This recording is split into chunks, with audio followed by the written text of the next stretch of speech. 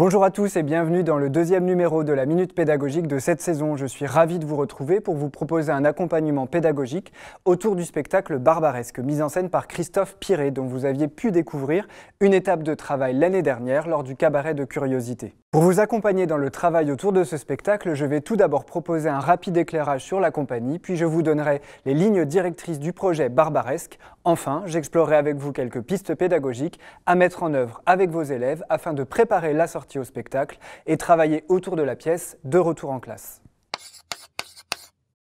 Le Théâtre de Chambre est une compagnie dont Christophe Piré est le directeur artistique. Implantée à Aulnoy-Aymeries depuis 2010, la compagnie occupe sur le site d'une ancienne gare de triage le dépôt où étaient réparées des locomotives à vapeur, le 232U. Très engagé sur son territoire d'implantation, le Théâtre de Chambre mène depuis une quinzaine d'années des actions militantes et artistiques de différentes natures avec les populations les plus diverses. Il milite pour une redéfinition de la décentralisation et une approche nouvelle des développements culturels sur les territoires. Les spectacles du Théâtre de Chambre s'inspirent de la parole et des tragédies ordinaires, intégrant fréquemment des personnes dont le métier n'est pas d'être artiste. Il pose toujours la question du lieu de représentation, ce qui conduit souvent la compagnie à créer et à jouer au cœur des lieux de vie dans les quartiers, chez les habitants, en caravane, dans les parkings, les chantiers ou les usines. Le travail de Christophe Piré interroge en permanence l'intimité, la proximité, et se fonde en grande partie sur les récits de vie. Le témoignage est souvent le point de départ de son écriture théâtrale.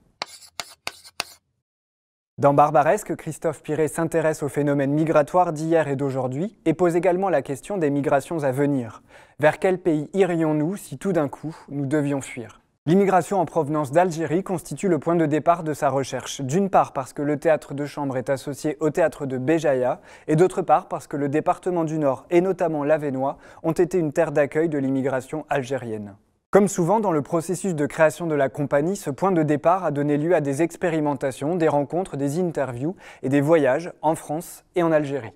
Le questionnement autour de l'immigration et plus généralement la création du spectacle ont également été traversés par une actualité chargée de mouvements radicaux, de montée des extrémismes, de crispations et de définitions simplistes et inquiétantes de ce qui forge l'identité nationale. Pourtant, il ne s'agissait pas pour Christophe Piré de mettre en scène une fresque historique ou un spectacle documentaire sur l'immigration. Le terme barbaresque, formé à partir du terme géographique Barbarie, le pays des Berbères, apparaît au XVIe siècle pour désigner, avec une nuance péjorative, les pays d'Afrique du Nord. Les côtes barbaresques, connues pour leurs corsaires maghrébins et ottomans, sont le symbole du danger, de l'esclavage et aussi de la liberté, et deviennent, dans le spectacle, un territoire métaphorique et exemplaire des tensions politiques, démographiques, économiques et religieuses qui traversent le monde contemporain. Comme le souligne la note d'intention, la barbarie pose la question de l'étrangeté, de l'étranger, du conflit, de l'aventure et de l'assimilation. Le spectacle incite donc chacun à se poser des questions profondément humaines liées à l'exil. Que peut ressentir un être humain qui s'arrache à sa patrie? Comment se construire quand on n'est pas encore vraiment chez soi sur une terre d'accueil et plus vraiment chez soi là d'où l'on vient? La singularité du projet repose également sur la réunion, à l'initiative du metteur en scène et comme dans plusieurs de ses créations antérieures, de plusieurs artistes issus d'univers et de champs artistiques variés. Il s'agit de deux danseurs de la compagnie de danse hip-hop et de street art Secteur 7, basée à Maubeuge, et de son chorégraphe Karim Zaoui, de deux danseurs contemporains, d'un rappeur, d'un vidéaste et d'un poète. Dans un entretien accordé au magazine Novo, Christophe Piré évoque en ces termes le processus de création du spectacle. On a tout fait pour que les lignes poétiques et chorégraphiques convergent. Comment associer trois choses, le hip-hop, la danse contemporaine avec ses codes et ses libertés, et le théâtre avec le texte? On s'est inventé une frontière commune sur laquelle on a joué les funambules. Il a fallu qu'on arrive à respirer ensemble. Sur scène, on retrouve 5 interprètes, 4 danseurs, Andrea Afonso, Sofiane Chalal, Aziz El Youssoufi et Tayas Korokodova, et un slammer, Arm. Si la création est protéiforme, la danse est néanmoins au cœur du spectacle et la ligne chorégraphique se mêle intimement à celle des mots. Le spectacle alterne entre séquences chorégraphiées, solo et duo, narration chantée, monologue et scènes dialoguées.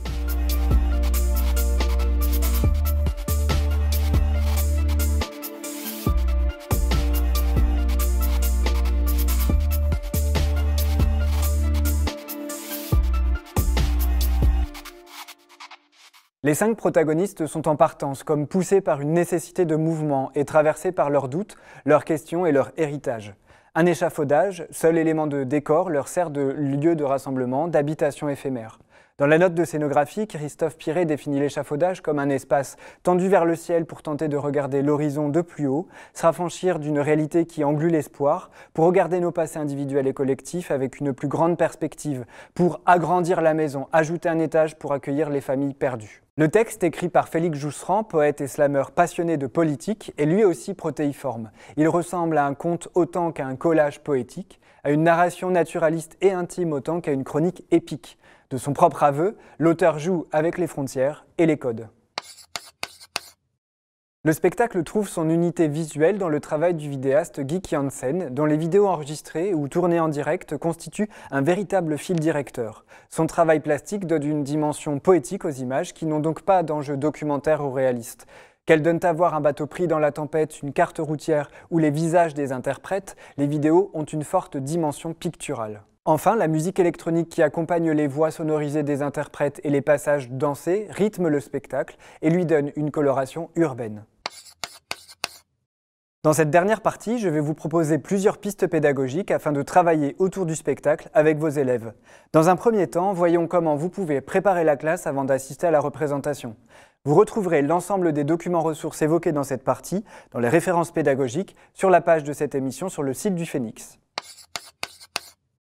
Pour faire découvrir la singularité de la compagnie Le Théâtre de Chambre et du travail de Christophe Piré, vous pouvez écouter avec vos élèves une interview radiophonique du metteur en scène réalisée pour France Inter en 2013. On relèvera l'importance de l'ancrage sur le territoire et l'utilisation de témoignages comme matière première pour créer les spectacles. On peut compléter cette première phase de découverte par la consultation du site internet de la compagnie en parcourant ses derniers spectacles, notamment Portrait Horizon, créé en 2013, qui montre à la fois l'engagement à l'œuvre dans le choix des thématiques et dans la démarche de création, ainsi que le dialogue entre musique, vidéo et texte. Ensuite, vous pourrez aborder plus spécifiquement la découverte du spectacle Barbaresque ne sort plus de chez toi, en analysant avec la classe des propositions d'affiches réalisées par des élèves qui ont vu le spectacle.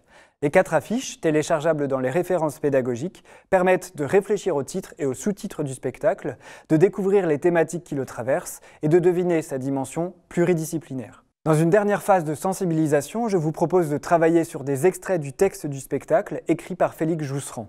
En amorce, on peut réfléchir à partir de la liste des personnages et de la structure du texte, organisée en 3 parties intitulées « Les problèmes »,« La traversée » et « Le nouveau monde ». La lecture orale du prologue doit déjà permettre de repérer les caractéristiques de l'écriture de Félix Jousserand, à savoir le travail sur les sonorités et sur le rythme par l'utilisation de l'alexandrin. On proposera ensuite aux élèves de réfléchir à la mise en voix et en espace de 6 extraits du texte à télécharger dans les références pédagogiques. Cette activité permettra d'aborder de façon concrète les questions de polyphonie du texte, de l'incarnation de ses voix et de l'adresse. Je vous propose de répartir la classe en 6 groupes et de demander à chaque groupe de présenter son travail à l'ensemble de la classe, puis d'expliquer les choix opérés et les questions auxquelles il aura été confronté. Après la représentation, je vous propose de revenir sur le spectacle à travers 3 activités. La première consiste à mobiliser les souvenirs et les impressions des élèves en repartant de la définition générique du spectacle dans la note d'intention. Opéra apatride pour 4 danseurs et un rappeur. En réfléchissant à la dimension opératique du spectacle, on reviendra sur sa pluridisciplinarité et on demandera à un premier tiers de la classe d'analyser 3 séquences vidéo du spectacle. Un deuxième groupe aura pour mission de travailler sur 3 passages chorégraphiés et le dernier tiers fera l'analyse de 3 passages slamés ou joués. À l'issue de la phase de mise en commun, on pourra réfléchir au dialogue qui s'instaure entre la danse, le texte et la vidéo à travers les moments du spectacle qui auront été retenus par les élèves. La deuxième activité prend appui sur cette première phase de réflexion. Il s'agit alors de réaliser l'affiche du spectacle en écho à l'activité menée en amont de la représentation autour des 4 affiches réalisées par les élèves. Chaque création sera accompagnée d'une note d'intention dans laquelle l'élève pourra expliquer et justifier ses choix en faisant référence au spectacle et au parti pris de mise en scène. Enfin, de nombreuses activités peuvent être envisagées en prolongement pour nourrir la réflexion et inscrire le spectacle dans un parcours plus large à travers les arts. On peut par exemple repartir des 3 moments qui composent le spectacle et demander aux élèves de créer un tableau humain, une image arrêtée, correspondant à chacune des 3 étapes. Cet exercice d'expression corporelle peut être précédé d'un exercice sur l'expressivité du corps et du visage à travers la réalisation de statues humaines représentant les différents degrés d'une émotion ou d'un état, comme la peur, la colère, l'espoir, la surprise. Pour les arts visuels, on peut s'intéresser au travail d'artistes contemporains dont les œuvres interrogent la condition des exilés. Vous trouverez dans les références pédagogiques un corpus d'œuvres qui permet de réaliser ce travail. Enfin, pour une ouverture littéraire, on peut lire avec les élèves le texte de Daniel Pénac intitulé « Eux, c'est nous », qui, outre sa force émotive et argumentative, permet de resituer les migrations actuelles dans un contexte historique plus large. Je vous propose également dans les références pédagogiques une liste d'œuvres littéraires qui peuvent faire l'objet d'une étude avec les élèves. C'est la fin de ce deuxième rendez-vous de la saison. J'en profite pour vous rappeler que si vous souhaitez me poser des questions au sujet des spectacles ou mettre en place des projets de médiation, vous pouvez me contacter à l'adresse visinet@lephénix.fr. Excellente année 2019 à vous et à bientôt.